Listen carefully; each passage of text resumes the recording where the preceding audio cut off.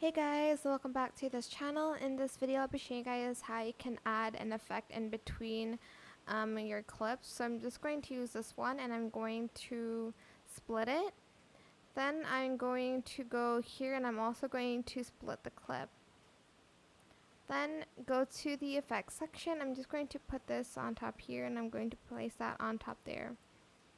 Then go to effects and find the one that you want. I'm going to just select the blur one and I'm going to place it inside of that clip. Then I'm going to just adjust it. I think I'll need to use the other effect so that I can add in a keyframe. Like this one. Oh, I don't think I can anymore, but I'll just use the compound clip. So I'll just copy and paste two. Then I'll place blur on that one.